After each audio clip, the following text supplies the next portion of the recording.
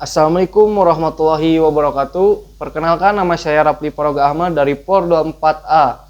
Nah, di sini saya akan sedikit memaparkan materi etika diskusi dan musyawarah yang membangun konsensus yang bermartabat. Nah, pentingnya diskusi dan musyawarah dalam kehidupan sosial sangat penting karena diskusi dan musyawarah adalah fondasi demokrasi dan kehidupan bermasyarakat yang sehat melalui dialog terbuka. Nah, kita dapat mengumpulkan berbagai perspektif, mengidentifikasi solusi terbaik, dan membangun kepercayaan antar individu dan kelompok. Nah, ada juga prinsip dasar etika berdiskusi. Yang pertama ada hormat, menghormati setiap peserta pendapat dan kemanusiaan mereka sebagai dasar utama. Yang kedua ada terbuka, bersedia menerima ide baru, mendengarkan aktif, dan tidak menutup diri dari perspektif yang berbeda. Nah, yang selanjutnya ada objektif, fokus pada fakta dan data, bukan pada emosi atau kepentingan pribadi semata. Nah, ada juga yang selanjutnya menghargai perbedaan pendapat. Ya, yang pertama ada kekayaan perspektif, yaitu perbedaan pendapat membawa ide-ide baru dan solusi inovatif yang tidak akan ditemukan dalam pemikiran seragam. Nah, yang selanjutnya ada pertumbuhan pribadi yang menghadapi sudut pandang berbeda, mendorong kita untuk berpikir kritis dan berkembang secara intelektual. Yang selanjutnya ada membangun kesepahaman. Nah, yang proses mendengar dan memahami pandangan lain, memperkuat empati dan koneksi manusiawi. Nah, yang terakhir ada menemukan titik temu yang melalui dialog yang respectful, tidak dapat mengidentifikasi kesamaan dan nilai bersama di balik perbedaan. Nah, yang selanjutnya ada juga keterampilan komunikasi efektif dalam diskusi. Yang kesatu ada mendengarkan aktif, yang fokus penuh pada pemutaran tanpa menginterupsi, memahami makna mendalam dan memberikan umpan baik konstruktif. Nah, yang kedua ada berbicara jelas dan terstruktur, yang sampaikan ide dengan bahasa yang mudah dipahami, argumen yang logis, dan hindari jargon yang membingungkan.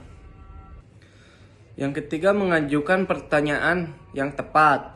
Gunakan pertanyaan terbuka untuk untuk menggali pemahaman lebih dalam dan menunjukkan ketertarikan yang gunien. Yang keempat ada kontrol emosi, tetap tenang dan rasional.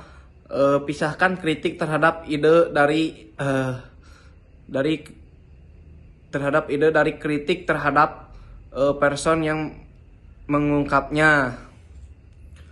Nah, ada juga peran moderator dalam memastikan diskusi yang adil, yaitu tanggung jawab kunci. Yang pertama mengatur alur diskusi dan waktu berbicara. Nah, yang kedua ada yang memastikan semua peserta mendapat kesempatan. Yang ketiga menjaga fokus pada topik utama. Yang keempat mengarahkan diskusi menuju kesimpulan. Dan yang terakhir ada mencegah intimidasi atau penyimpangan etika. Yang selanjutnya ada menghindari kesalahan umum dalam diskusi. Nah, yang pertama ada ad hominem. Nah, yaitu menyerang karakter atau latar belakang pribadi seseorang daripada ide mereka. Nah, ini merusak diskusi yang bermanfaat, yang bermartabat dan bersifat tidak objektif. Nah, yang selanjutnya ada strawman, yang mengubah atau menyederhanakan argumen lawan untuk lebih mudah dibantah. Taktik ini tidak jujur dan menghindari kritik yang sesungguhnya. Yang selanjutnya ada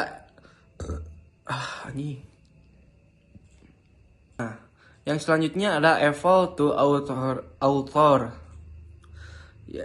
yang mengendalikan otoritas atau popularitas untuk membuktikan poin tanpa bukti nyata. Argumen ini harus didukung oleh data logika, bukan status. Nah, yang selanjutnya ada confirmation bias, yang hanya mencari informasi yang mendukung perdagangan pribadi dan mengabaikan bukti berlawanan.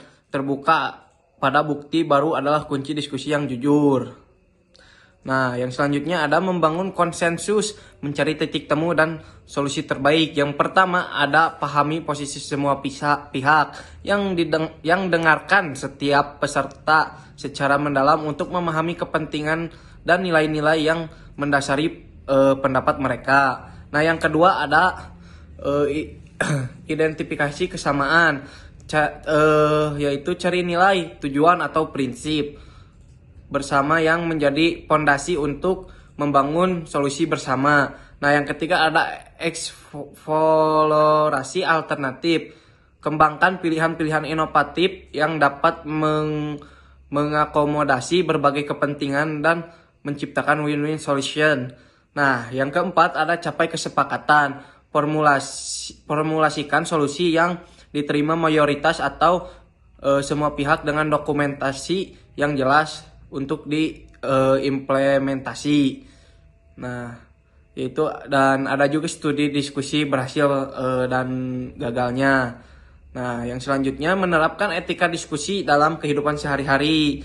Yang pertama di rumah, bangun komunikasi terbuka dengan keluarga, dengarkan sudut pandang setiap anggota dan cari solusi bersama untuk masalah keluarga. Yang kedua di tempat kerja, rayakan keberagaman pemikiran, dorong masukan dan dari semua tingkatan, dan buat keputusan melalui proses yang inklusif dan transparan. Nah, yang ketiga di masyarakat, yaitu partisipasi dalam forum publik dengan integritas, hormati pendapat berbeda dan berkontribusi dan pembangunan konsensus sosial yang sehat.